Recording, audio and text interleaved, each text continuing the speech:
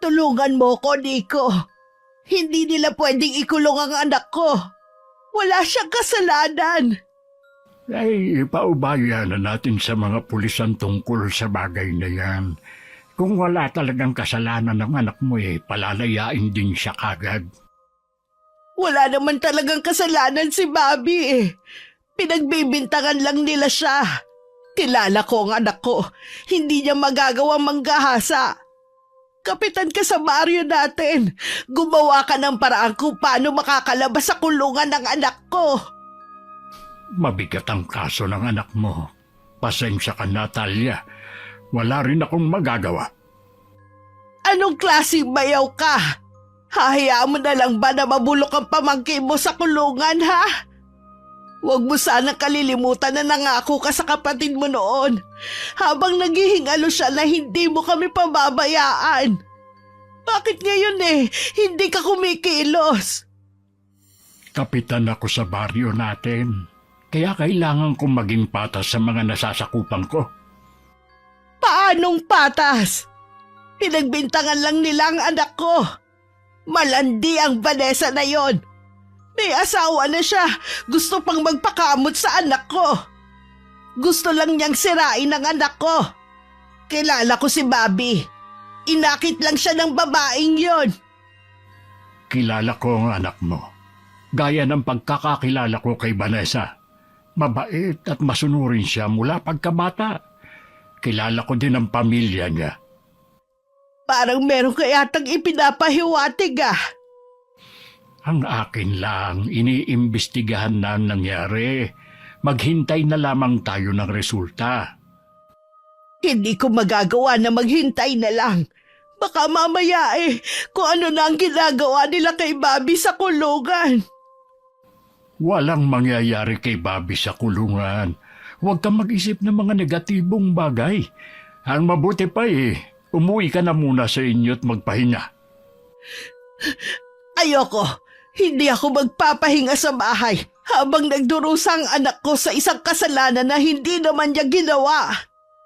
Kung hindi mo ako tutulungan, ako na lang mag-isa ang gagawa ng paraan kung paano makakalaya ang anak ko. Huwag ka sanang gagawa ng isang bagay na pwedeng magpabigat sa kaso ng anak mo. Huwag mo na akong pakialaman. Tutal halata sa'yo na mas kampi ka sa Vanessa na yon. Patutunayan ko sa'yo at sa lahat na sinungaling ang babaeng yon. Isang mabuti at mabait na kapitan sa baryo namin ang ama ko. Kaya malaki ang respeto sa kanya ng mga tao. Sa ilang taon niyang panunungkulan napatunayan na niya ang tapat na serbisyo sa kababaryo. Si Tia Talia naman ay asawa ng yumaong kapatid ni Itay. Bata pa lang noon ang pinsan ko nang mamatay sa misteryosong sakit ang ama niya. Mula noon ang Itay na ang sumuporta sa mag-ina. Stella, mabuti tumuwi ka ngayon. Bakit hindi ka man lang tumawag na darating ka? Di sana nakapagluto man lamang ako. Adya ko po talaga na hindi magpasabing darating ngayon. Kumusta na po kayo?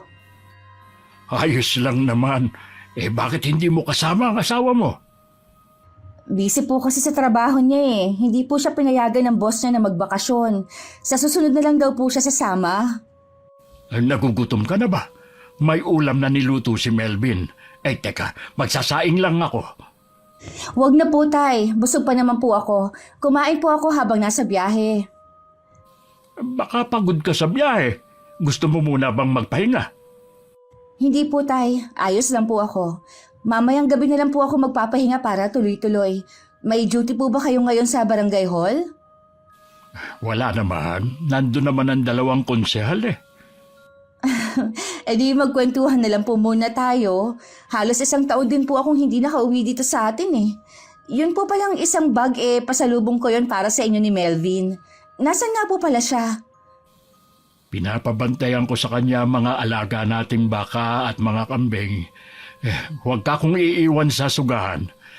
Nauuso na naman kasi ngayon ang nakawan ng mga alagang hayop Naku, isa pa naman yan sa sakit ng ulo sa lugar natin. Taga saan naman kaya ang mga kawatan na yon?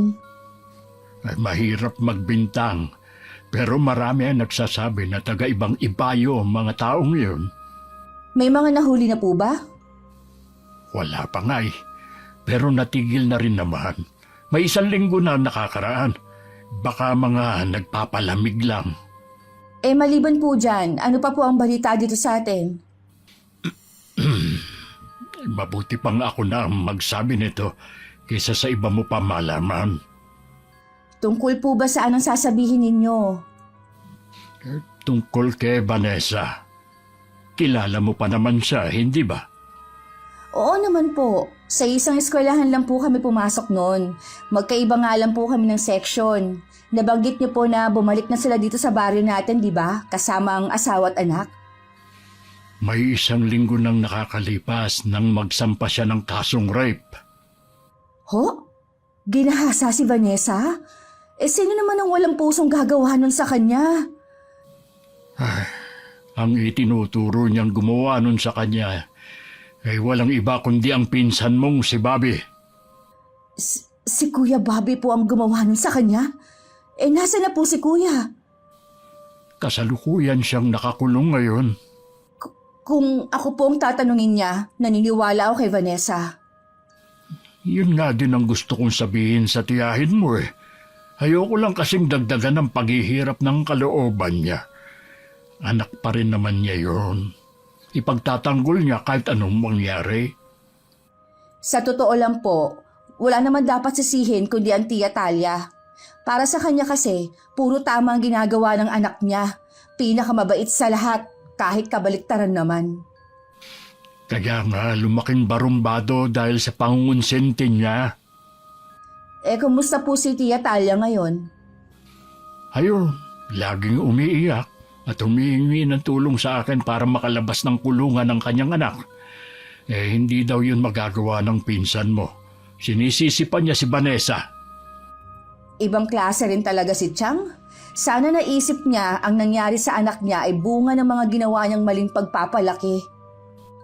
Nung hapon, naisipan kong puntahan si Tia Talia pero sarado ang buong bahay. Pauwi na ako na mapadaan ako sa bahay ni na Vanessa. Nakita kong galing sa bahay nila ang tiyahin ko. Sa itsura pa lang nito mukhang galit na. Hindi mahirap hulaan na sinugod niya ang babae. Gawain kasi yun ni Tia Talia. Tuwing napapaaway ang pinsan ko, sinusugod niya ang kaaway nito. Pag-uwi sa bahay, sinabi ko naman na nakita ko kay Itay. Hindi talaga marunong makinig ang tiyahin mong yun. Sinabihan ko na siya na huwag gagawa ng isang bagay na pwedeng magpabigat sa kaso ni Bobby. Paano kung pati siya kasuhan ni Vanessa? Di pareho na silang nasa kulungan. Dati pa naman niya yung ginagawa Kaya tuloy, imbis na magalayan si Kuya Bobby sa mga ginagawa niya, lalo pa tuloy na lumalakas ang loob na gumawa ng kalokohan. Iba ang kaso ng anak niya ngayon. Hindi niya pwedeng daanin sa pagsugod kay Vanessa para lang iurong nito ang kaso. Mapagtatanto din po yun ni Chang balang araw. Naiintindihan ko naman siya. Nag-iisa lang niyang anak si Bobby. Pero mas mabuti pa ipaubaya na lang niya sa mga pulis. Kung sakali naman po na mahatulan si Kuya Bobby, alam ko po na hindi niyo siya pababayaan. Mula noon suportado ko na sila. Nakakalungkot nga lang na hindi nila yun pinahahalagahan. Hinahanapan pa ako na hindi ko matulungan si Bobby. Kung ang gusto ni Tia Talia na gamitin ninyo ang pagiging kapitan sa baryo natin para lang makalaya ang anak niya, mali siya ng taong nilapitan. Kilala ko po kayo at ng mga taga rito. Kahit kailan, hindi kayo papanig sa mali. Dahil sa pagtanggi ko sa kanya na tulungan siya, alam kong nagdadamdam ang tiyahin mo sa akin. Sa dami ng naitulong ninyo sa kanila mula noon, wala po siyang karapatan na magdamdam. Hayaan na lang natin siya. Ang importante alam ko na hindi ako nagkulang ng pagtulong sa kanila. Sadyang may hangganan nga lang talaga.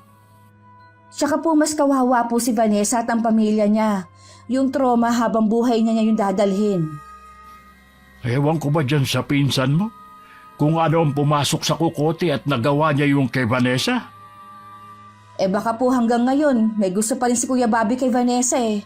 Sa pagkakaalam ko po ilang beses na siyang binasted. Pwede rin pong paghihiganti ang motibo. Sa ugali nilang mag-ina, malabo talagang mayroong magkagusto sa pinsan mo. Ay dapat nga, pamilyado na siya ngayon. Ayaw pa kasing pakawalan ng tiyahin mo. Akala ko pa naman magiging masaya ang bakasyon ko. Pwede naman, huwag mo na lang pansinin ang nangyayari. Puntahan mo mga kaibigan mo habang narito ka. Pag-iisipan ko po muna. Tsak kasi na ang dami nilang itatanong tungkol sa nangyari. Ay, mabuti pa'y kumain na tayo. Kanina pa nakapagluto si Melvin. Nang malaman niya kasing dumating ka, nagluto siya ng masarap na ulam. Nakakatuwa talaga yung ampon nyo, Tay. Maaasahan sa lahat ng oras at pagkakataon. Kung wala nga lang siyang kapansanan ipapasok ko siya kahit barangay tanod. Sayang nga lang po hindi siya nakakapagsalita. Palaispan pa rin sa akin kung sino kaya ang mga magulang niya. Bakit siya iniwan sa labas ng pintuan ng bahay natin? Kung sino man siya, wala na rin naman akong balak na ibalik sa kanya si Melvin. Para ko na siyang anak. Parang kapatid ko na rin ituring si Melvin. Mabait at masayahin ang binatilyo.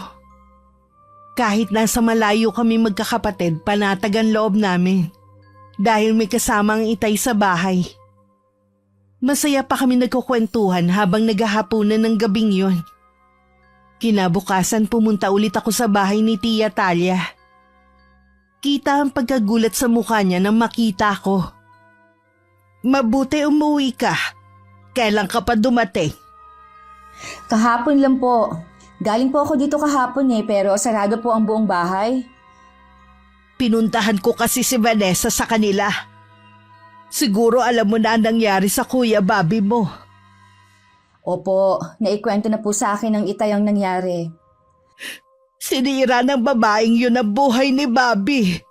Isa siyang malanding babae. Pagkatapos niya landiin ang anak ko palalabasin niyang ni-rape siya. Chang, hindi naman po tama na si Vanessa ang sisihin ninyo. Kilala ko po siya mula pagkabata. Hindi siya makabasag pinggan. Hindi niya magagawang landiin si Kuya Bobby, lalo't may asawa na siya at anak. Parehong-pareho kayo ng ama mo. Mas gusto niyo pang kampihan ng ibang tao kaysa sa anak ko. Alam naman po natin na maloko sa babae si Kuya Bobby. Ilang beses na ba siyang nairereklamo? Masigit kong kilala ang anak ko kaysa sa inyo. Alam kong hindi niya magagawang mabinibintang sa kanya ng mga taong yon. Bukod tanging kayo lang pong naniniwala na santo ang anak ninyo. Lahat po ng taga rito, kabaliktaran ng tingin sa pinsan ko. Alam mo naman na maagang naulila sa ama ang pinsan mo. Ako lang ang nagtaguyod sa kanya. Laki sa layaw ang pinsan mo pero napakabait niya. Ngayon po na mag-isa lang kayo dito, pwede po muna kayo sa bahay namin. Nag-aalala rin po kami ng itay sa inyo Mas gusto ko dito sa bahay. Tsaka, kung nag-aalala talaga kayo sa akin, sana gumagawa ng paraan ng itay mo kung paano ako matutulungang mapalaya si Bobby. Hindi po ganun kadali ang gusto ninyong mangyari. Mabigat nga po ang kaso ni Kuya Bobby. Isa na lang po siguro ang paraan, ang iurong ni Vanessa ang reklamo niya. Nakikipagmatigasan ng babaeng yon. Gusto niya talagang panindigan ng kasinungalingan niya. Chang, sigurado po ba kayo? Ayos lang kayo dito kahit mag-isa lang kayo? Oo, dito ko nalang hihintayin si Bobby. Oo nga pala, di ba magkaibigan kayo ni Vanessa? Baka pwede mo siyang pakiusapan na iurong ng reklamo labang kay Bobby. Sa iisang eskwelahan lang po kami nag-aral, pero hindi po kami ganun kalapit sa isa't isa. Subukan mo lang, Iha. Nakikiusap naman ako sa iyo. Ngayon lang naman ako humingi sa iyo ng pabor Pagbigyan mo na ako. Hindi ko talaga kayang makulong ng matagal ang anak ko. Ikamamatay ko kung hindi ko na siya makikita pa. Pasensya na po, Chang. Bilang babae, nakikisimpatya po ako sa nangyari kay Vanessa. Hindi po biro ang pinagdaanan niya. Wala ka rin kwentang pamangkin. Hindi nga sabi magagawa yun ni Bobby. Mabuti pa umalis ka na rito at huwag nang babalik. Chang! Alis na! Alis! Wala akong nagawa kundi ang umuwi na lang sa amin. Kahit ganun kasi ang ugali ni Tia Talia, naaawa pa rin ako sa kanya. Nang sumunod na araw, pinuntahan ko ulit siya. Pero lagi nang sarado ang buong bahay. Hindi ko alam kung nasa loob lang siya o talagang walang tao. Nakarating din sa aming kaalaman na umalis na sa baryo namin si Vanessa at ang buo niyang pamilya. Walang nakakaalam kung saan sila lumipat. Ano po kaya ang dahilan ng pag-alis nila? May nakarating sa akin na balita na ginugulo di umano sila ng mga barkada ni Bobby. Nabugbog pa nga raw ang asawa ni Vanessa habang pauwi. Hinihintay ko nga na pumunta sila sa barangay para magsampa ng reklamo. Pero hindi naman sila pumupunta. Sa tingin niyo po kaya may kinalaman doon si Tia Talia? Desidido kasi siyang gawin ang lahat para sa anak eh. Hindi ko alam, Iya. At saka sabi-sabi lang naman yun. Paano po natin malalaman kung umalis na nga sila? Hindi ko maiwasan na makonsensya. Pakiramdam ko kasi na bigo akong protektahan si Vanessa at ang pamilya niya. Ginawa niyo naman po ang lahat eh. Huwag niyo pong sisihin ang sarili niyo. Inaalala ko rin kung itutuloy pa nila ang kaso kay Bobby. Sa totoo lang, mas panatag ang mga taga rito nang mawala ang pinsan mo. Dati kasi maraming takot ang magsumbong. Ngayon, lumilitaw na ang mga kalokohan na ginawa niya noon. Malay niyo naman po eh, lumipat lang sila ng tirahan. Pero tuloy pa rin ang kaso. Sana nga, Iya. Huwag na po kayo masyadong mag-isip. Baka lalo lang kayong tumanda niyan. Matanda na naman talaga ako eh. Kita mo nga, puti na lahat ng buhok ko. At isa pa, napapagod na rin ako sa tungkulin ko bilang kapitan sa baryo natin. Gusto ko lang pagbigyan ng mga kababaryo natin na tumakbo pa ako nung nakaraang eleksyon. Gusto po nila kayo dahil alam nila na gagawa ninyo ang trabaho ninyo at may malasakit kayo sa kanila. Gusto ko, bago matapos ang term ko, mawala ang mga salot sa baryo natin na pahirap sa mga taga rito. Sina Kuya Bobby at Tropa lang naman niya ang sakit ng ulo dito sa lugar natin eh. Kaya nga mas gusto ko na rin siya makulong kaysa makalaya pa. Patawarin ako ng Diyos. Kahit pamangking ko siya at tinuring na rin anak, mas pipiliin ko pa rin ang kapakanan ng nakararami kaysa sa kanya. Naiintindihan ko po kayo, Tay. Kahit sinong nasa lugar ninyo, ganun din po ang gagawin. Ikaw at si Melvin ang laging nagpapalakas ng loob ko.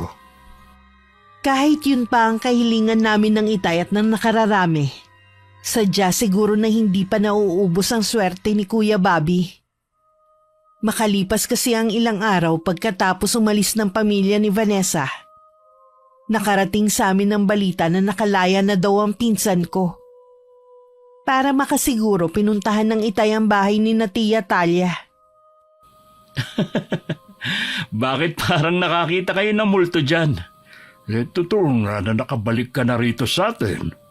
Nakalaya ka ba? O tumakas sa kulungan? Bakit yung? Mahirap po bang paniwalaan na nakalaya ako nang walang tulong mula sa inyo? Sagutin mo na lang ang tinatanong ko. Paano ka nakalaya? Inurong ni Vanessa ang kaso laban sa akin. Ano? Bakit naman niya yung gagawin? Siguro nakonsensya siya. Hindi naman kasi totoo ang paratang niya sa akin eh. Hindi ako naniniwala sa'yo. Hindi niya maaaring iurong ang demanda laban sa'yo. Bakit mo parang mas gusto niyong nakakulong ako, ha? Tama palang sinasabi ng inay. Kailangan mo kasing madisiplina. Kung nasa kulungan ka, pwede kang magbago. Ganyan ba talaga kasama ang tingin niyo sa akin, ha? Kasalanan din naman ng nanay mo kung bakit ka ganyan. Sakit ng ulo ng ibang tao.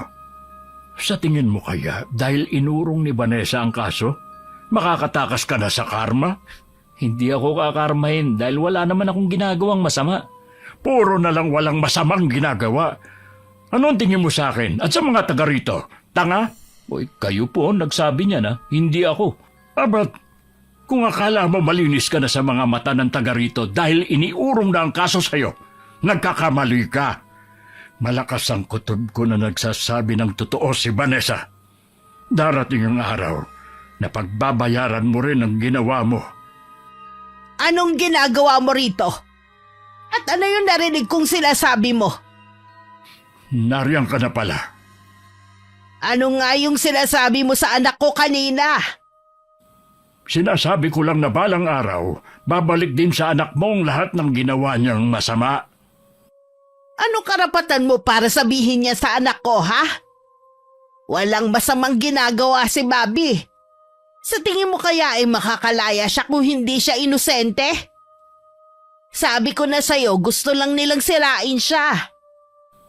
Ikaw lang naman ang naniniwala na mabuting tao yung anak mo eh. Hindi ko alam kung anong dahilan ni Vanessa para iurong ang kaso, pero nasisiguro ko na meron kayong ginawa. Sa pamilya pa ba ang turing mo sa amin, ha? Para kasing ang sama-sama namin sa paningin mo eh. Ganun na nga ang tingin ko sa inyo, lalo na rito sa anak mo. Matagal na akong sumuko na magbabago pa itong si Bobby. Walang dapat sisihin sa ugali niya, kundi ikaw. Kinukonsinti mo kasi kahit mali na ang ginagawa. Wala akong pakialam kung yun ang tingin mo. Mahal ko lang ang anak ko. Kaya normal lang ang ginagawa kong pagtatanggol sa kanya. Kahit na maging kriminal itong anak mo? Hindi kriminal ang anak ko. Hindi pa ba sa ginawa niya kay Vanessa? O baka hinihintay mo na makapatay itong si Bobby? Mabuti pa, Chong, umalis na lang kayo. Nakakabastos na kayo eh. Ay kung meron mang nababastos dito, ako yun. Dahil sa mga ginagawa mo. Hindi mo na binigyan ng kahihiyan ng pamilya natin. Eh kung ganun rin lang naman pala, magkalimutan na tayo bilang magkamag-anak. Tutal naman, kinahihiya niyo ako. Tandaan mo, hindi ka kawalan sa amin. Oo na, umalis na kayo. Masama ang loob ni Itay na umalis. Nakasunod naman ang tingin si Tia Talia. Nang mawala sa paningin nila ang aking ama, tsaka niya binalingan ng anak niya. Hindi mo dapat sinagot ng pabalang ang tiyuhin mo. Nakakainis na kasi yung bayaw niyo eh. Nagtimpi ka na lang sana. Huwag mong kalilimutan na meron pang natitirang ari-arian ng tiyong mo. Hindi mo ba gusto na makakuha sa kanya ng mana? Hindi naman talaga ako ng pamamanahan. Kita niyo namang matindi ang galit sa akin eh. Hindi pwede na hindi kanya pamanahan. Mula nang mamatay ang ama mo siya na ang tumayong tatay mo. Ano naman po ang gusto niyong gawin ko? Kahit hindi mo na makuha ang loob niya, basta huwag ka na lang sumagot sa mga sasabihin niya sa susunod. Ang hirap naman nun ay. Tuwing nakikita ko nga siya, gusto ko siyang murahin dahil pinabayaan niya ako sa kulungan. Kung makakakuha ka ng parte ng lupa ng tiyuhin mo, para ka na rin nakaganti sa kanya. Huwag niyo pong kalilimutan, may mga anak pa siya. Baka mamaya tutulan ng mga anak. Hindi nila gagawin yun. Dahil pinsan ka rin nila at halos magkakasabay na kayong lumaki. Mas gugustuhin mo ba yung ampon na si Melvin ang may makuha? Sino, yung pipi na yon? Subukan lang niya na makihati pa. Kaya nga makinig ka na lang sa mga sasabihin ko sa'yo. Para hindi tuluyan na magalit sa'yo ang tiyuhin mo. Oo na. Meron pa akong sasabihin sa'yo. Ano naman po yun? Itong kinatitirikan ng bahay na lang natin ang meron tayo.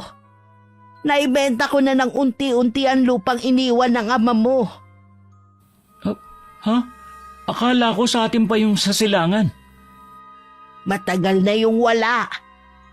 Puro ka kasi kalokohan na bata ka eh. Kailangan ko tapalan ng pera ang mga naagrabyado mo para hindi sila magreklamo. Kung hindi ko yung ginawa nung ka pa sana nakakulong. Akala ko pa naman may lupa pa tayo na pinasasakahan. May nakakaalam po ba na naibenta na niyo yung lupa natin? Yung pinagbentahan ko lang ng lupa, sa kabilang barangay naman sila nakatira. Hindi dapat malaman ng tropa na wala na tayong may pagmamalaki. Yun lang ang dahilan kung bakit sila sumusunod sa mga utos ko eh. Wala kang magiging problema sa akin. Ikaw ang mag-iingat, baka ikaw ang madulas. Kapag nalalasing ka pa naman kung ano-anong lumalabas sa bibig mo. Mula ngayon, magiging tikom na ang bibig ko. Napansin ko na parang malalim ang iniisip ni Itay nitong mga huling araw. Madalas ko kasi siyang makitang nakatanaw sa labas ng bintana. Tay, may problema po ba kayo? Tungkol po ba kay Kuya Bobby? Ay, nung mamatay ang ama niya, nangako akong gagampan ng tungkulin ko sa pinsan mo. Pero nabigo ako. Hindi ko siya nagawang hubugin para maging mabuting tao. Nakita naman po namin ang ginawa ninyo sa kanya. Hindi po kayo nagkulang sa kanya. Ang may malaking pananagutan si Tia Talia. Siya ang dahilan kung bakit ganun si Kuya Bobby. Kaya naman nagdesisyon na ako na putulin na ang anumang obligasyon ko sa kanilang mag-ina. Ayaw ko kasi na pati kayong mga anak ko madamay sa kalukuhan ni Bobby. Huwag niyo po kaming alalahanin. Kaya namin ang mga sarili namin.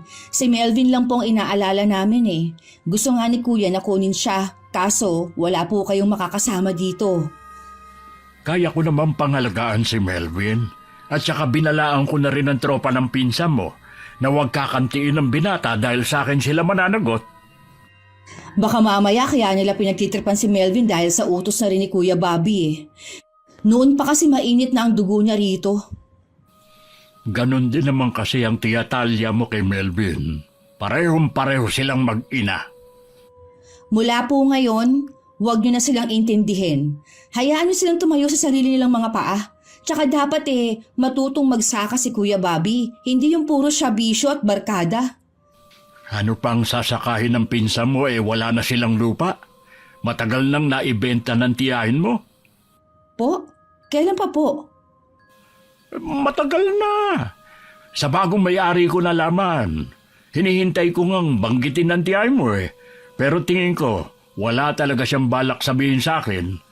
Sa bagay, labas na ako dun. Kaya lang, hanggang ngayon ako pa rin ang nagsusustento sa kanilang mag-ina. Pakiusap lang, Tay. Tigilan niyo na ang pagbibigay ng pera sa kanila. Sa mga binitiwang salita nila sa inyo, dapat noon niyo pa sila pinabayaan Hayaan niyong matutong magbanat ng buto si Kuya Bobby. Oo, iya. Kakausapin ko rin ang tiyahin mo para hindi siya mabigla. Ang dami na kasing inalok na trabaho sa kanya, lahat inayawan niya Tamad nga kasi at walang pangarap sa buhay. Ay, siya nga pala. Wala ka bang gagawin ngayon? Sasamahan ko po sa bukid si Melvin. Sasama ako na kunin ang mga alaga natin. Ay, sige. Mag-iingat kayo. Araw yun ng linggo nagsisibak ng kahoy ang Itay nang dumating si Tia Talia. Ngumiti pa ang tiyahin ko habang si Itay na natiling pormal ang anyo. Nahulaan naman niya agad ang pakay ng hipag dahil katapusan na ng buwan. Sa loob sila ng bahay nag-usap. Inabutan naman ng Itay ng puting sobre ang tiyahin ko. Yan na ang huling perang matatanggap mo sa akin. Ha? Bakit naman? Matanda na si Bobby.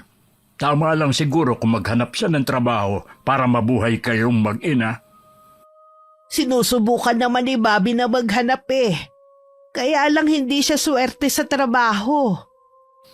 Matanda na ako. 1 taon na lang matatapos na ang termino ko bilang kapitan sa baryo natin. Gusto ko naman na makasama ang mga anak ko at apo ko. Ayoko na ng obligasyon. Nangako ka sa kapatid mo na hindi kami pababayaan na mag-ina.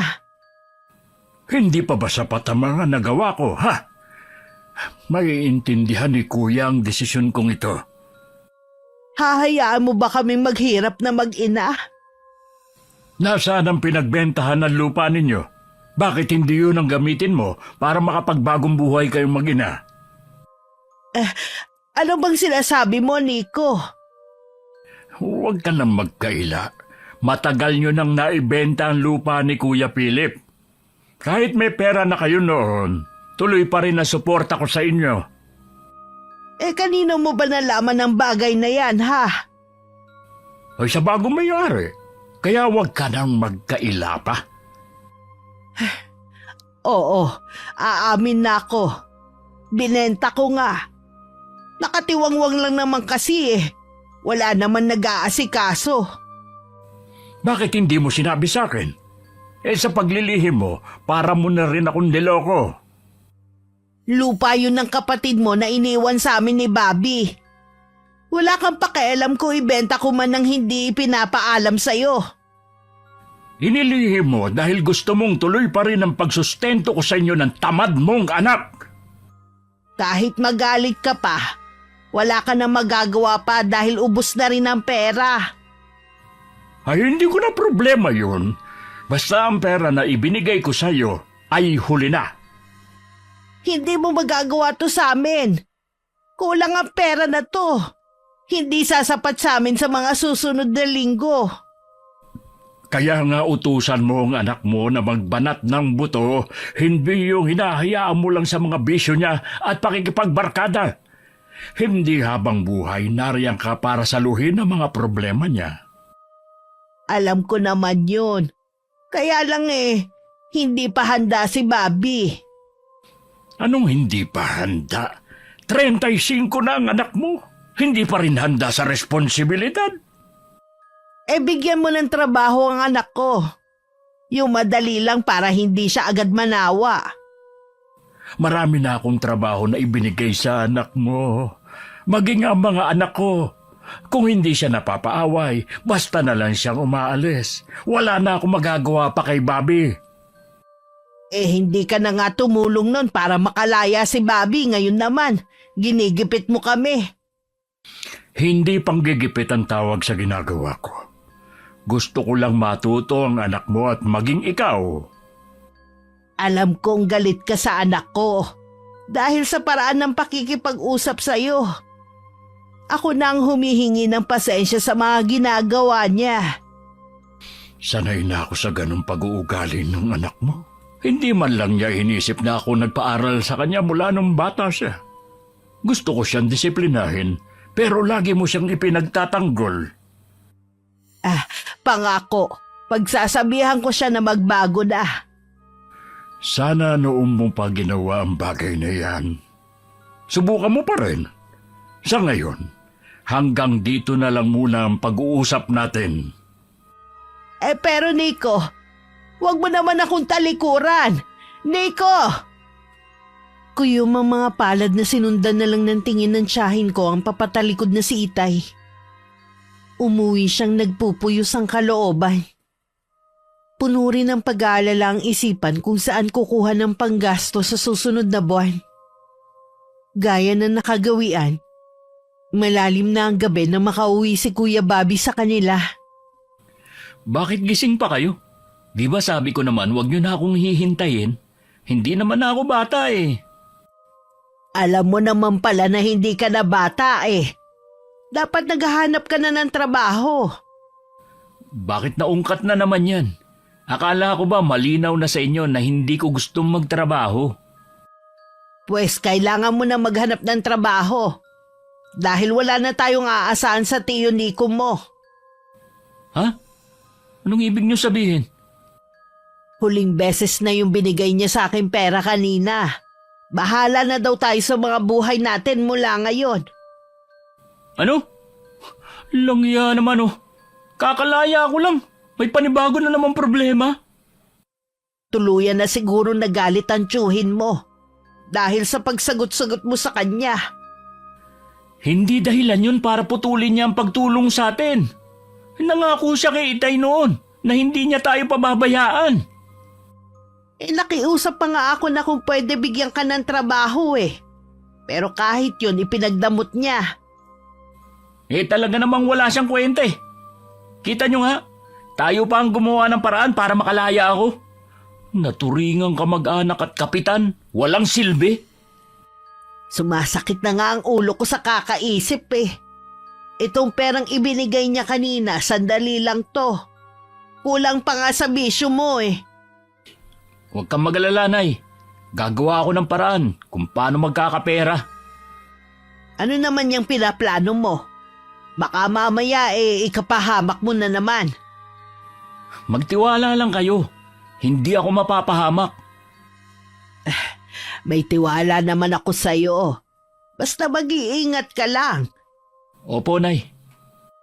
Siya nga pala, kumain ka na ba? Hindi pa nga po eh. Halika na muna sa kusina, ipaghahain kita.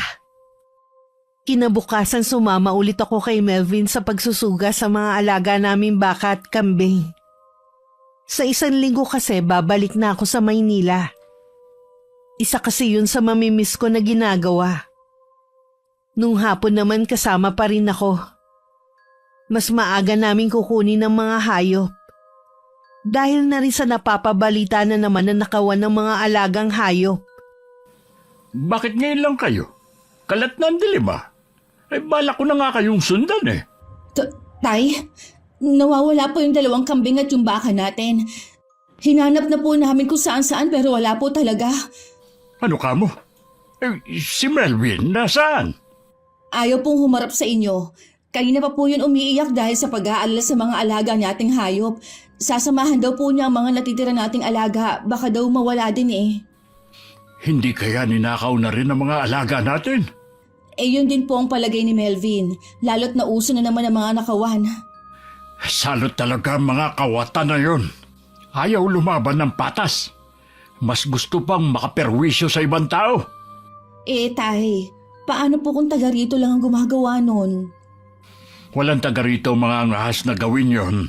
Palagay ko taga ibang lugar at sa ilog nila itinawid ang mga hayop. Meron po kasing sinabi si Melvin na pinaghihinalaan niya. Sino naman ang pinaghihinalaan niya? Si Kuya Bobby daw po at ang mga kaibigan nito. Nung makulong daw po kasi, natigil ang nakawan ng mga hayop dito sa atin. Bumalik lang daw ulit nung makalaya.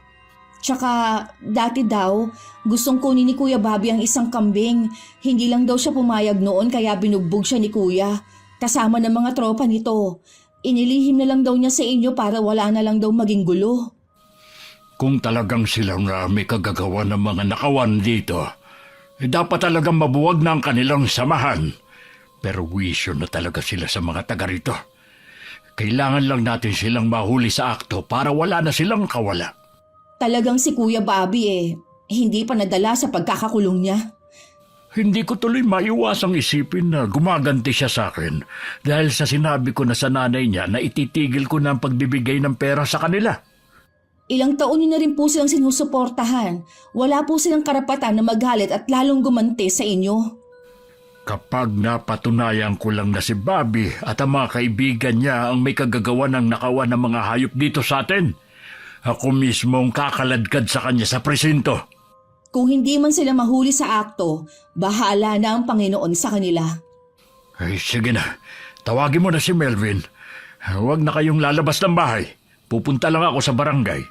Sasama ako sa pagpapatrolya sa buong baryo natin. Mag-iingat po kayo, Tay. O, kayo rin dito. Siguruhin nyo na nakasara lahat ng bintana at pinto sa likod. Huwag kayong magbubukas kung hindi ako ang tumatawag. Sinunod ko ang sinabi ni Itay. Hindi pa man kami noon natutulog ni Melvin, may malakas nang kumakatok sa may pinto. Hindi namin yun binuksan. Hanggang napasigaw na lang ako sa gulat dahil sa sunod-sunod na pagbato sa bubungan ng bahay namin. Nabasag pa nga ang jalousie ng bintana. Halos 1 oras din ang ginagawang pamamato hanggang biglang tumahimik ang buong paligid.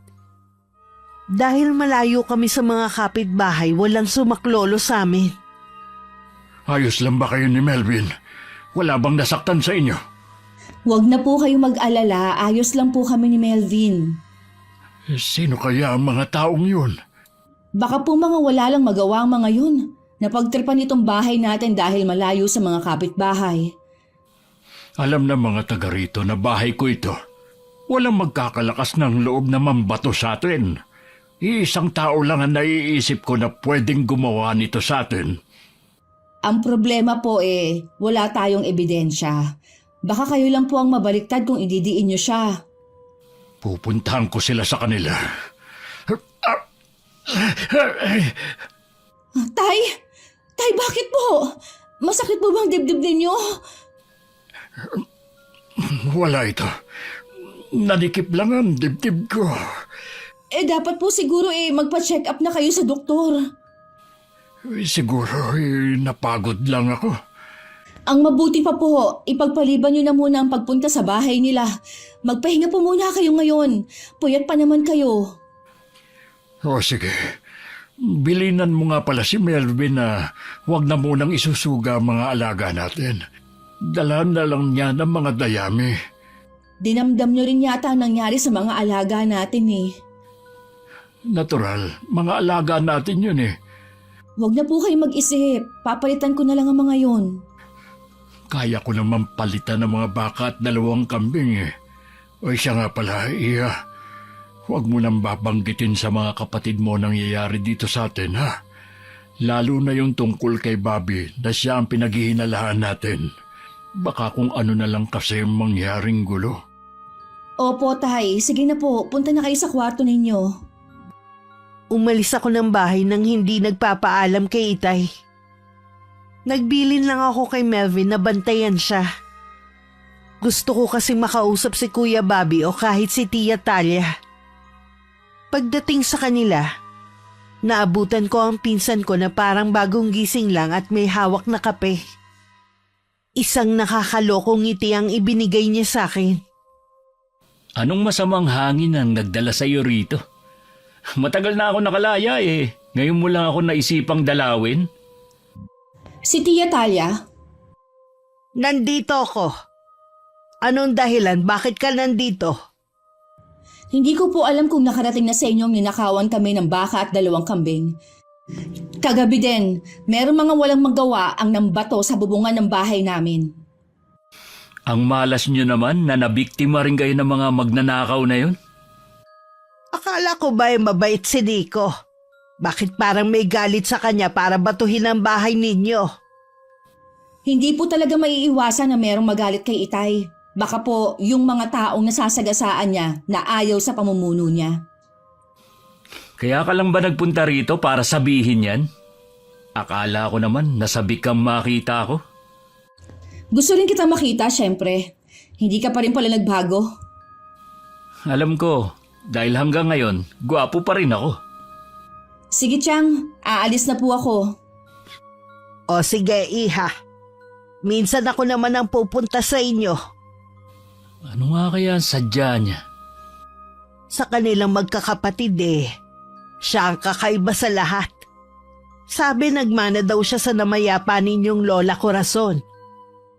Di ba si Lola Corazon ang sinasabi na may kaalaman sa barang? Oo, pero ang kaalaman niyang yon kasama na niyang ibinaon sa lupa.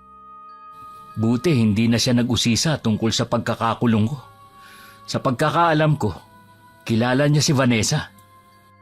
Sana naman bumalik na lang siya sa Maynila. Hindi ko siya gustong nandito sa lugar natin. Kahit kailan talaga, hindi ko siya gustong tumingin. Nagmana nga siya sa lola ninyo. Ganun na ganun tumingin kapag gustong basahin ng isang tao. Pinagdududahan kaya niya ako, kaya siya nagpunta rito sa atin? Kahit magduda siya, dahil magaling kang magtago ng mga ebidensya, hindi kanya mahuhuli. Tama ka, Nay. Pero kailangan nating maidispatcha mga hayop na yun. Utusan mo na kasi ang mga kaibigan mo na ibenta na ang mga yon. Kilala mo naman kapag nagalit ang tiyo Nico mo. Pareho tayong malilintikan sa kanya oras na malaman niyang ikaw ang nagnakaw ng mga alaga niya. Habang naglalakad pa uwi, naiisip ko ang mag-ina. Alam ko na may tinatago sila. Isa sa mga katangian na naman ako sa aking Lola Corazon, ang pagiging malakas ang pakiramdam sa taong kaharap. Hanggang sumapit ang araw ng pag-alis ko. Hindi na namin nalaman kung sino ba talaga ang nasa likod ng pambabato sa bahay namin. Maging kung sino ang mga kawatan ng mga hayop. Hanggang isang araw. Bobby! Ayos ka lang ba? Bakit mo sinuntok ang anak ko? Umamin na ang isang kaibigan ng anak mo. Sila ni Bobby ang nagnakaw ng mga alaga ko at ng iba pa. Hindi totoo yan. Gusto lang nila ako idawit. Hindi yan magagawa ng anak ko. Kilala ko si Bobby. Sige lang, ipagtanggol mo lang ang anak mo hanggang makulong uli siya. Wala naman kayong ebidensya. Hindi niyo pwedeng ikulong na lang ang anak ko. Umamin na nga ang kasama niya eh. Ano bang kailangan para maniwala ka? Mas paniniwalaan mo na naman ba ang ibang tao kaysa sa pamangkin mo? Tingnan mo yung nangyari kay Vanessa. Sigurado ako na may ginawa yung tarantado na yan para iurong ni Vanessa ang kaso. Anong magagawa ko nun? Nasa loob nga ako ng kulungan. Kung ako sa'yo, sumuko ka na. Pagbayaran mo ang mga nagawa mong kasalanan. Ano ko tanga? Na basta na lang susunod sa'yo? Wala nga sabi akong kasalanan eh. Talagang napaksinungaling mo. Pwede ba wag mong sigawan ng anak ko? Hindi na ikaw ang nagpapakain sa amin. Huwag ka na magtaka kung pati ikaw tuklawin ang sarili mong anak. Dahil sa pangungunsinti mo, hindi na niya alam ang tama at mali. Wala kang pakialam kung paano ko siya pinalaki. Anak ko siya. Ako lang ang may karapatan na swertuhin siya. Kaya makakaalis ka na. Dadaan muna kayo sa ilalim ng bangkay ko bago niyo siya mahuli. At maibalik sa kulungan. Balang araw, pagsisisihan mo ang ginawa mong ito sa anak mo. Mabuti naman, umalis na siya. Ang mabuti pa magtago ka muna anak. Baka bumalik dito ang tiyuhin mo at may kasama ng mga pulis. Saan naman ako pupunta? Baka may mga kaibigan ka na malayo ang bahay. Doon ka muna sa kanila. Magpalamig ka muna. May kakilala naman ako na taga-ibang bayan. Tatawagan ko muna kung pwede ako sa kanila. Huwag ka na mag-aksaya ng panahon. Tawagan mo na ang kaibigan mo. Mas gugustuhin ko pa na hindi na muna tayo magkita. Kesa naman na hindi ako panatag kapag nandito ka. Mas nanaig pa rin kay Itay ang awa. Kaya hinayaan na lang niya ang pinsan kong si Kuya Bobby. Iniisip din kasi niya ang tiyahin ko na matanda na rin. Pero iba pa lang nasa isip ng pinsan ko. Nang umalis siya sa amin, hindi naging maayos ang buhay niya. Sinisisi niya yung kay Itay. Anong ginagawa mo rito? Bakit pagdating sa amin mag-ina napakalupit mo? Wala akong ginagawang masama sa inyo. Hindi makabalik ang anak ko dito dahil sa'yo. Bakit ako sinisisi mo? Dahil wala kang ginagawa para matulungan ng anak ko. Ano ba ang gusto mo ha? Kausapin ko yung mga ninakawan niya ng mga alagang hayop na huwag nang magalit sa kanya. Malaking perwisyo ang ginawa ng anak mo. Matanda na ako, Nico. Ang gusto ko na lang naman makasama si Bobby. Hindi aabot sa ganito ang lahat kung dinisiplina mo noon ang anak mo. Huwag mo na akong sisihin pa. Magulang ka rin. Dapat naiintindihan mo ko. Oo, pareho nga tayong magulang. Pero iba ang pagpapalaki ko sa mga anak ko. Ang gusto lang naman ni Bobby, ituring mo siyang anak. Pero lagi ka nalang galit sa kanya. Mabuti pa si Melvin Parang tunay na anak mo kung ituring. Hindi ako galit kay Bobby. Gusto ko lang siyang swetuhin noon sa mga mali niyang ginagawa pero lagi kang pumapagitna. Akala niya siguro galit ako sa kanya noon. Huwag na nating pagtalunan ng nakaraan. Hindi na naman yun mahalaga Gustuhin ko mang tulungan si Bobby. Sa dami ng mga ginawa niyang kalokohan, ang hirap na niyang ipagtanggol. Bakit hindi mo na lang siya hayaan nang matuto sa buhay? Mali yata na nagpunta pa ako rito. Huwag masyadong mataas ang pride, Talia. Hindi mo naman ikamamatay kung aaminin mo rin na may kasalanan ka rin sa pagpapalaki kay Bobby. Oo na, kasalanan ko na. Hindi mo kailangang ipagdiinan pa sa akin. Hindi ko intensyon na pasamain ang loob mo. Konting panahon na lang naman ang itatagal ko sa mundong ito eh. Tanging ang kaligayahan ko na lang ay ang anak ko. Hindi ko nahawak ang kapalaran ng anak mo oras na bumalik siya rito. Kung ako sa'yo, mabuting nasa malayo na lang siya kesa mapahamak pa siya rito. Nakatungo lang noon na naglakad pa uwi si Tia Talia. Hindi rin niya kasi matagalan ng mga nanguusig na tingin sa kanya ng mga tao. Akala mo naman kung sino mga banal. Makasalanan din naman. Kung ituring niyo ang anak ko, akala mo may malaking krimen na nagawa. Binilisan na lang ni Tia Talia ang paglalakad hanggang makauwi siya sa kanila. Pagpasok pa lang ng bahay, naramdaman niya agad na merong ibang presensya sa loob. Bobby, ikaw nga ba yan? Ako nga po, Nay. Kumusta po kayo? Araw-araw kitang iniisip. Sobra ko nag-alala sa'yo. Galing nga ako sa tiyo Nico mo eh. Humingi ako sa kanya ng tulong pero pinagsalitaan lang niya ako ng hindi maganda. Mula ngayon, wag na kayong lalapit sa kanya.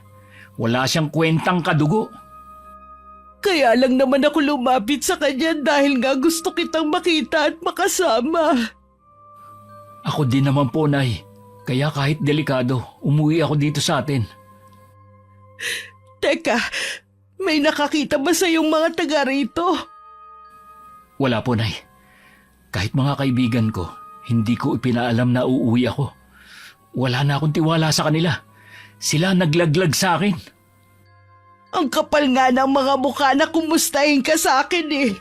Akala yata nila, hindi ko alam na kumukuha lang sila ng impormasyon kung nasan ka. Wala na po akong balak na umalis dito. Napakahirap ng pinagdaanan ko. Sinusumpa ko ang bawat araw na nandun ako. Ano ba nangyari sa iyo? Bakit ganyang kakapayat?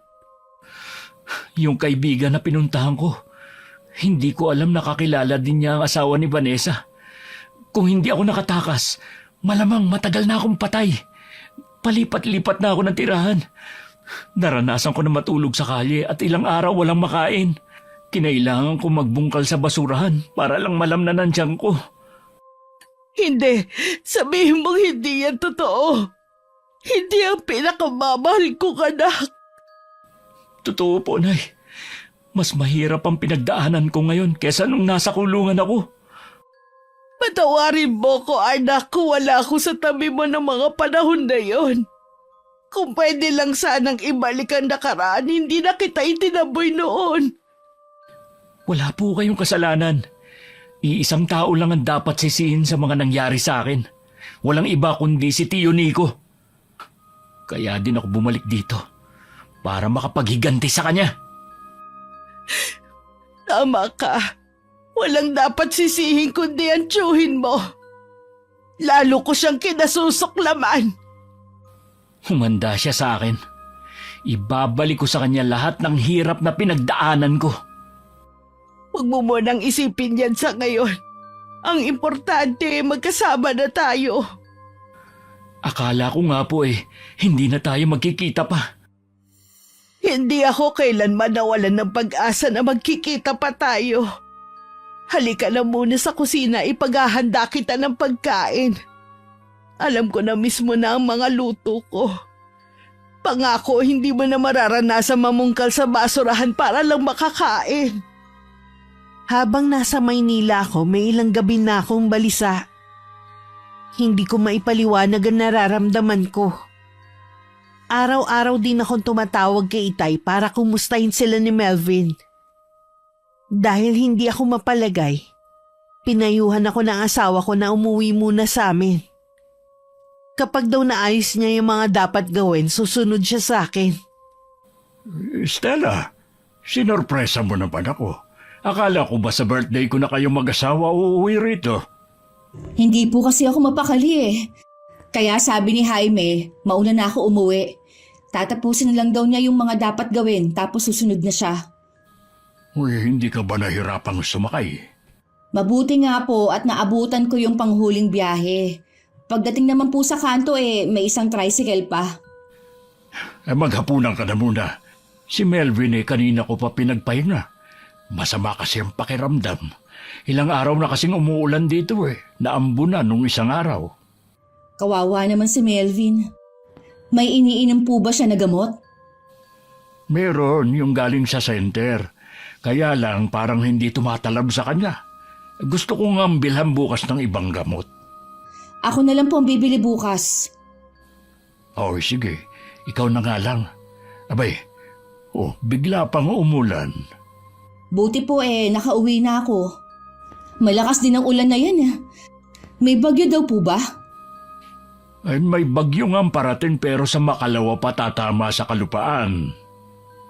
Mabuti na lang pala nakauwi na ako dito. Mahirap po na wala kayong kasama. Ikaw talaga. Akala mo naman sa amin ni Melvin mga mahihina. Hindi naman po sa ganon. Siyempre po, may edad na rin kayo at si Melvin may kapansanan pa. Tapos ang layo pa natin sa mga kapitbahay. Sa bagay nga, tama ka rin. Meron ngang sinasabi si Melvin nung isang araw. Sabi niya, pakiramdam daw niya mayroong nagmamasid sa amin sa bahay na ito. Hindi ko naman pinansin ang sinabi niya. Baka po hanggang ngayon may trauma pa rin si Melvin dahil sa nangyaring pambabato sa bahay natin. Siguro nga. Ay, sige na. Kumain ka na. Sisilipin ko lang si Melvin kung gising pa. Magdamag umulan. At dahil pagod sa mahabang biyahe, mahimbing ako nakatulog. Kinabukasan naman umuulan pa rin. Nung humina na ang ulan bandang tanghali, pumunta na ako ng bayan para bumili ng gamot ni Melvin. Dahil masama pa rin ang panahon, hindi ako agad nakauwi. Pagdating sa amin, nagulat na lang ako dahil maraming tao. Nanginig ang buo kong katawan nang marinig kong nasa ospital ang itay at si Melvin. Kumusta na po kayo, Tay? Anong nararamdaman ninyo? 2 araw po kayong walang malay. Masakit ang leeg ko at ang paa. Diyan po kasi kayo napinsala ng husto. Si Melvin. Tay, wala na po siya. Ha? Wala na? Hindi kita maintindihan. Hindi na niya po kinaya ang tinamo niya sugat. Pinilit po siyang isalba ng mga doktor. Hindi na po talaga niya kinaya.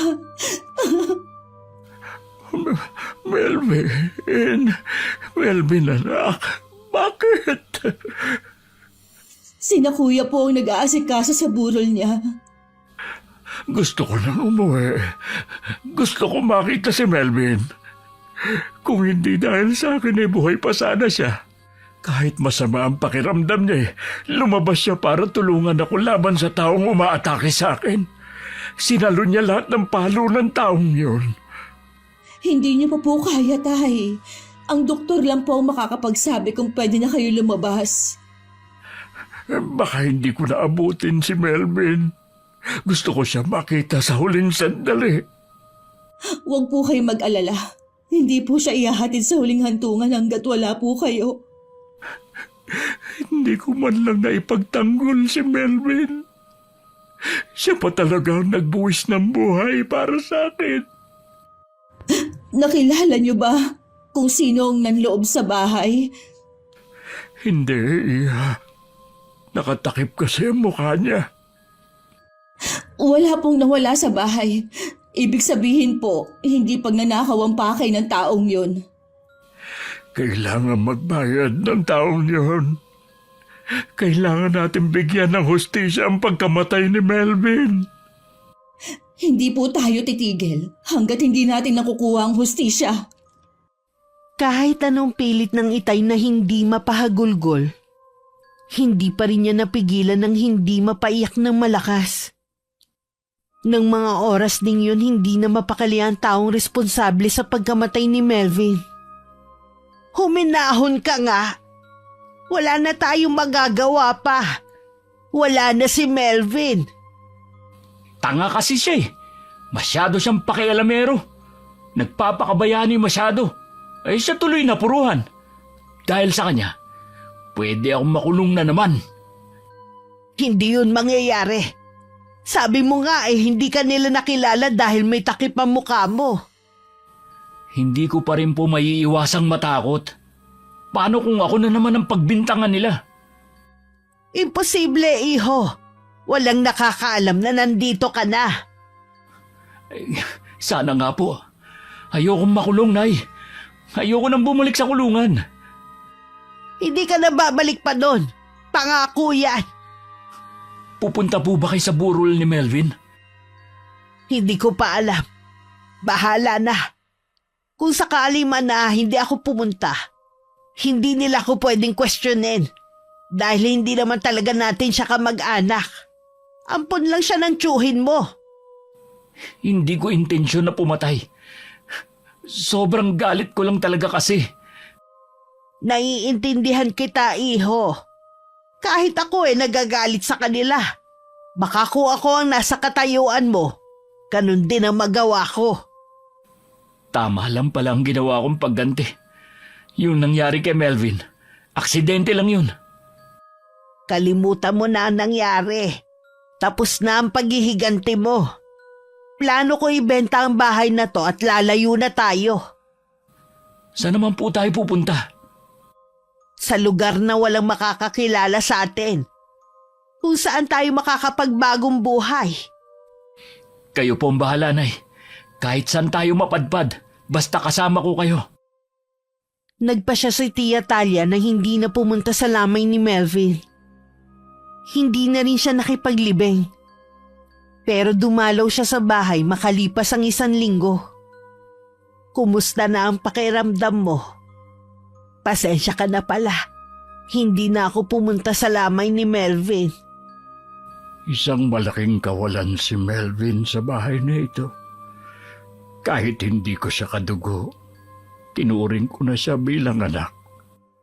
Napakaswerte niya kung tutuusin. Hindi lang pagmamahala na tanggap niya, kundi pati mga material na bagay. Kumusta ka na nga pala? Nagpakita na ba sa'yo si Bobby? Siyempre malungkot pero kinakaya ko lang ang hirap ng sitwasyon ko. Hindi na rin ako umaasa na magpapakita si Bobby. Alam ko na galit ka pa rin sa akin. Sana kung ano man ang naging samaan natin ng loob, kalimutan na natin. Kilala mo ko, Nico. Hindi ako ganun kadaling makalimot. Bakit ba ang tigas ng puso mo? Kaya ganun din lumaki ang anak mo eh. Huwag mo nang isama sa pag-uusap natin ang anak ko. Kung may kailangan ka, huwag kang mahihiyang lumapit sa akin.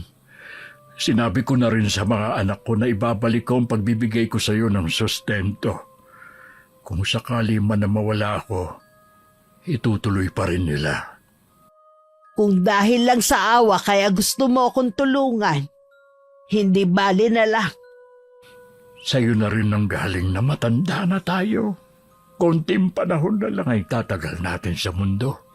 Bakit kailangan mo pa rin na pairalin ng mataas na pride? Wala namang ibang tutulong sa'yo kundi kami. Pasensya ka na, Nico. Kailangan ko na umuwi. Naalala ko meron pa pala akong gagawin eh. Sige, pag-isipan mo palang sinabi ko.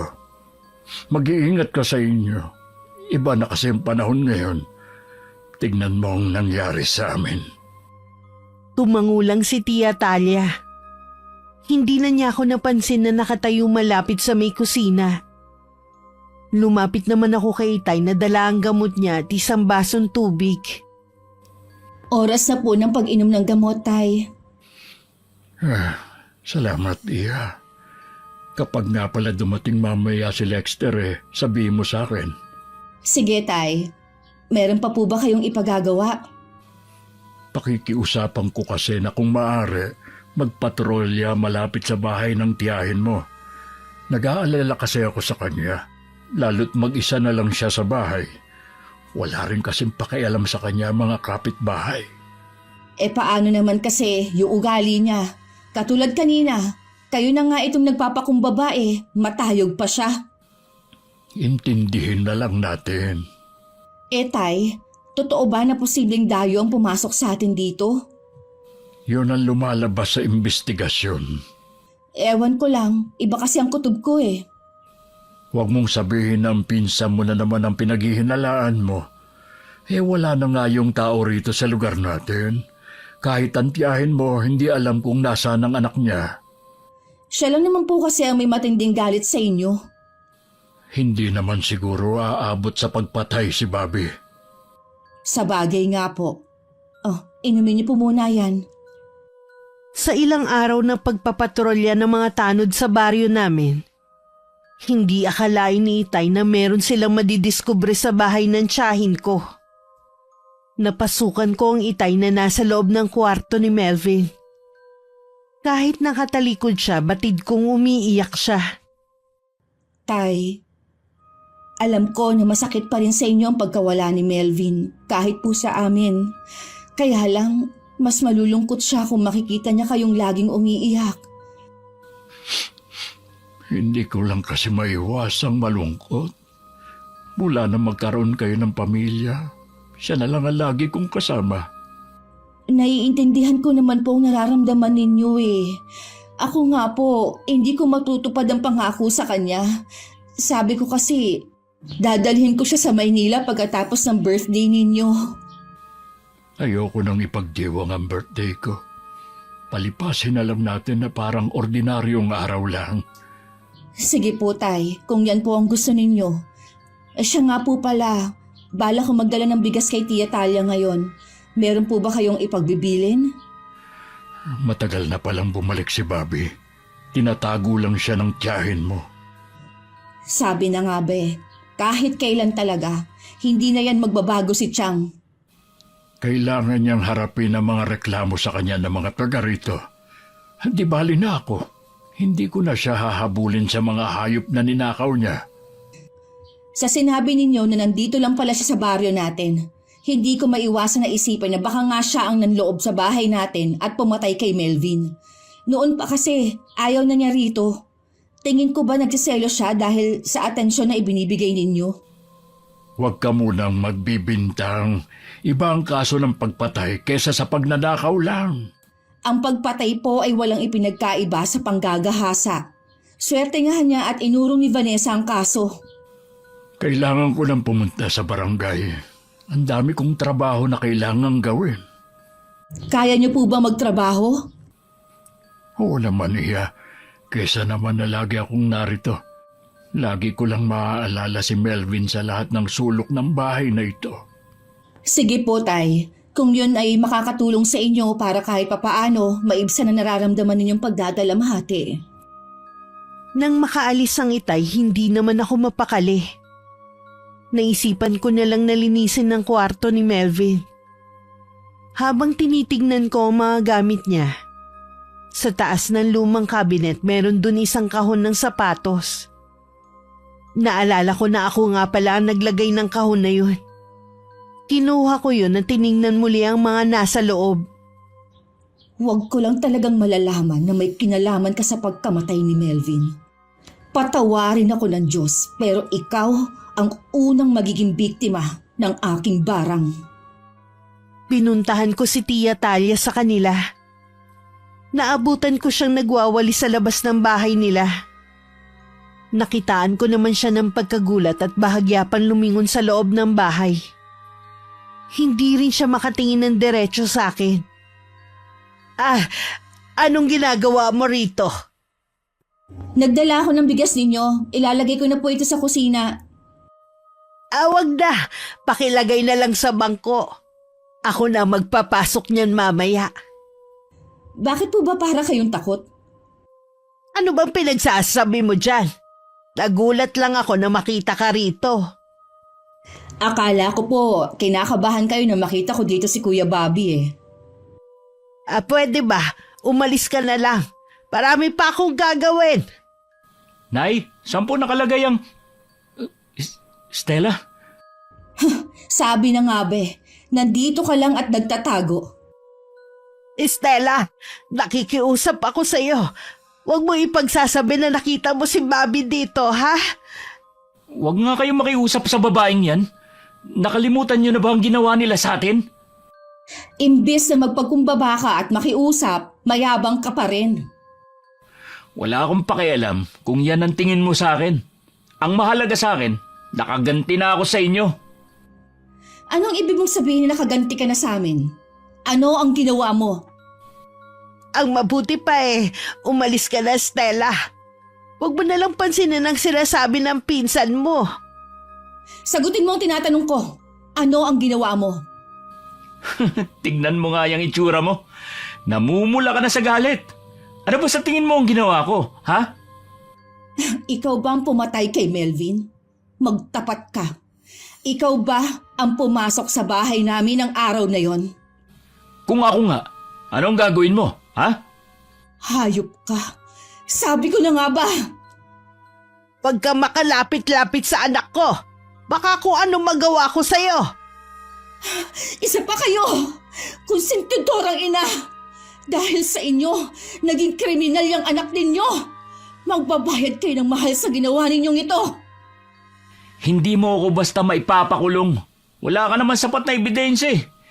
Kung ako sa'yo, kalimutan nyo na ang pangyayaring yun. Hindi nyo naman kaano-ano ang taong yun eh. Para sabihin ko sa'yo, turing namin kay Melvin bunsong kapatid at hindi lang basta ampon. Kaya lalo kong kinasusuklaman ng lalaking yon. Ako ang kadugo nyo, pero sa maraming pagkakataon, siya lagi ang pinapaboran nyo. Nagseselos ka? Kaya mo siya pinatay? Hindi ko sinasadya. Masyado kasi siyang pakialamero eh. Gusto ko lang turuan ng leksyon ng itay mo dahil sa ginawa niyang pagpapabaya sa akin. Ang kapal ng pagmumukha mo! Kayo ng nanay mo, mga walang utang na loob. Sisiguraduhin kong makukuha ni Melvin ang hustisyang nararapat sa kanya. Hindi ka man makulong, sa ibang paraan kita pagbabayarin. Anong binabalak mong gawin, Estela? Hintayin niyo na lang po, Chang, ang paghihiganti ko.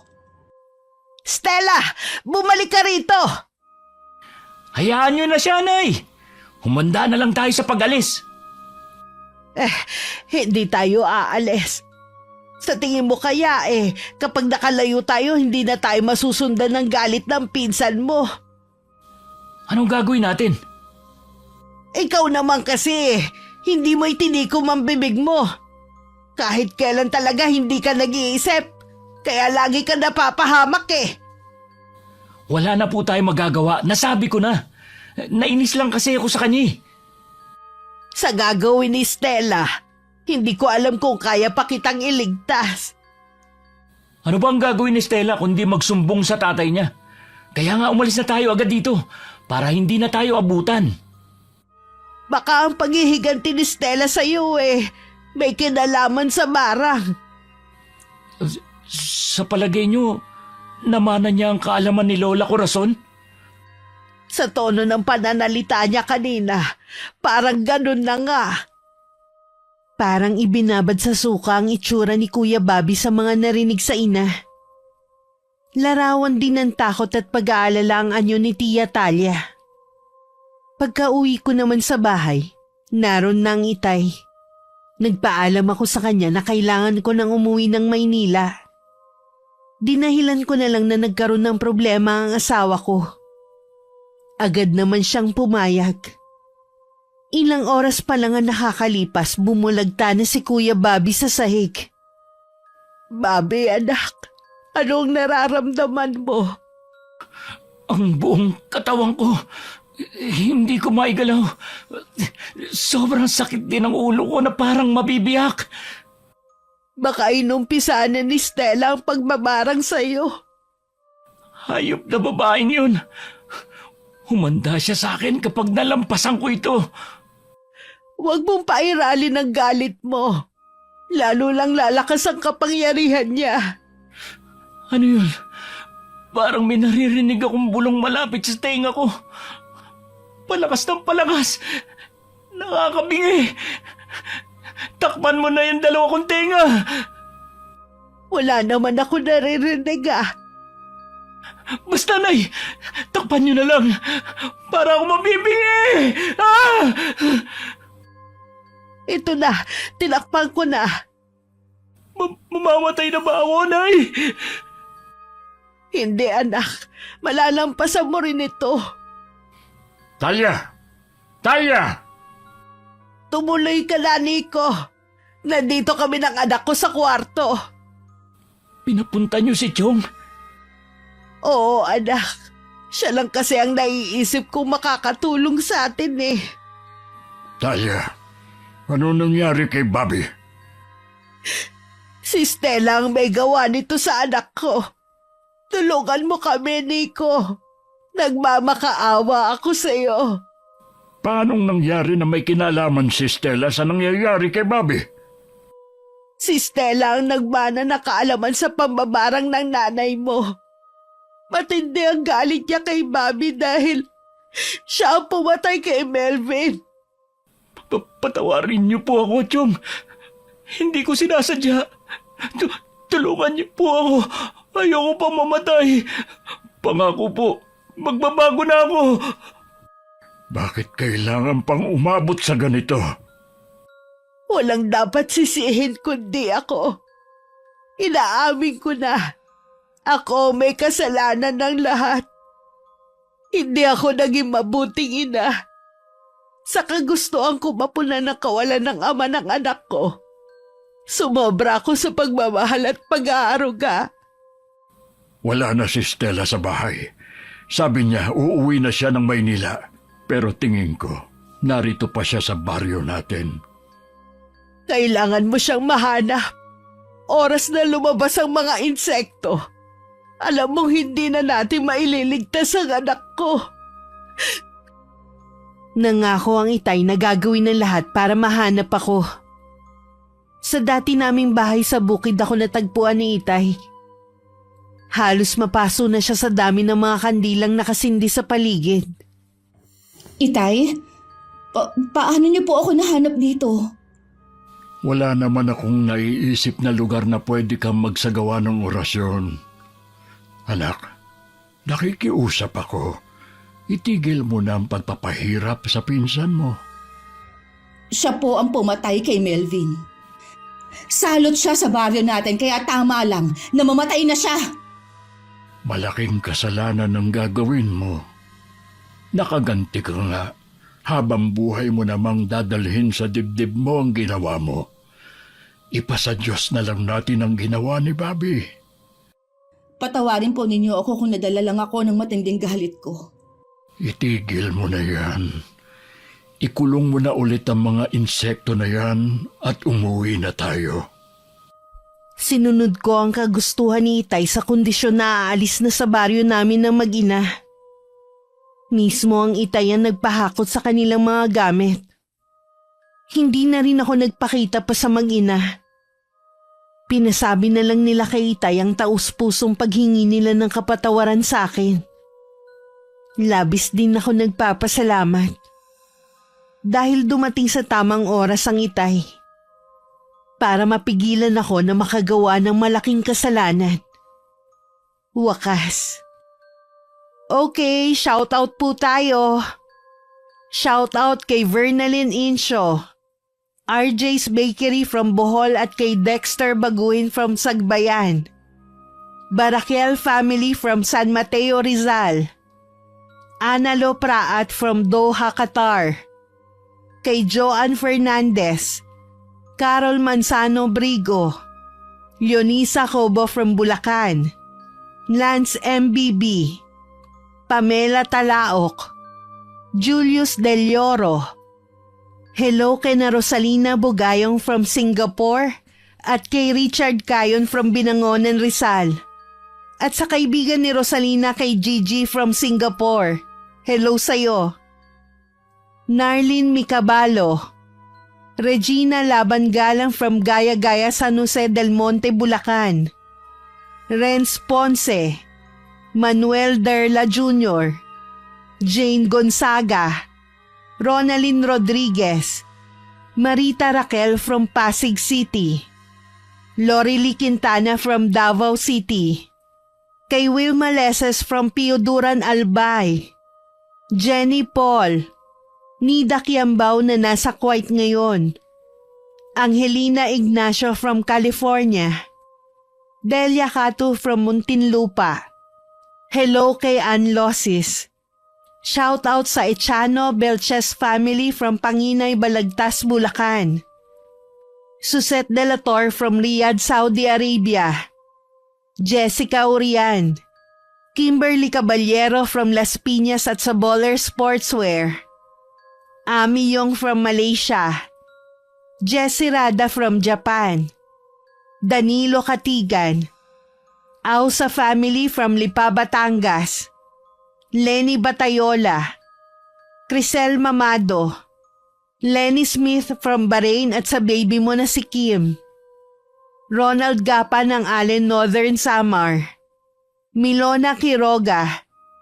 Hello din po sa Moralde family, Gibaga family, Martorillas family and Torres family from Palakap, Quezon, Bukidnon.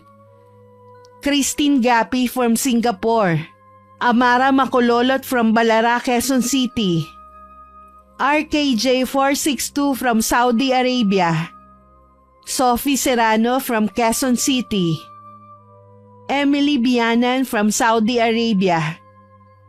Shemer Baro from Mendez, Tagaytay. Roquel Ramos from Bahrain. Celine Chloe from Isha Ray Commercial at kay Ate Jo at kay Ate Dal. Maraming salamat po sa pagsuporta nyo at pakikinig.